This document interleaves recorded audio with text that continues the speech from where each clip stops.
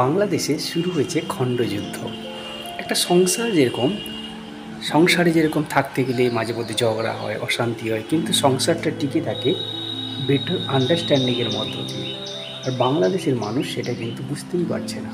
তারা শুরু করেছে খণ্ডযুদ্ধ রিজার্ভেশনের জন্য, অর্থাৎ কোটা বিরোধী বৈষম্যের যে আন্দোলন ওরা স্টুডেন্টরা শুরু করেছিল, কিন্তু সেটা তো কেটেই গেছে, তাই না? সেটা তো এখন অতীত।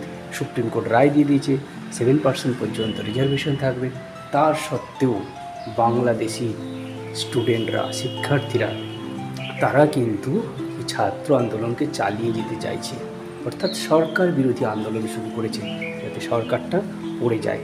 এতে ক্ষতি হবে বাংলাদেশের। অনেক শিক্ষার্থী তারা কমেন্ট করে চলেছে ইউটিউবে বিভিন্ন জায়গাতে যে ইন্ডিয়া যেন এই ছাত্র আন্দোলনকে সাপোর্ট করে, কিন্তু এই বাংলাদেশের লোকেরাই কিন্তু এই ইন্ডিয়ার পণ্য বয়কট নিয়ে আওয়াজ তুলেছিল। তাই সময় থাকতে, সুযোগ থাকতে এখনও সতর্ক হওয়া উচিত বাংলাদেশিদের, নাহলে অচিরেই এরকম একটা সুন্দর দেশ ধ্বংস হয়ে যাবে।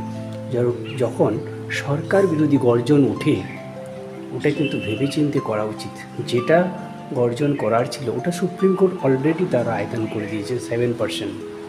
তো তারপরে পুনরায় আন্দোলন করা, এইটা কিন্তু কখনোই বাংলাদেশিদের পক্ষে ভবিষ্যতে কিন্তু যথার্থ ক্ষতিকর।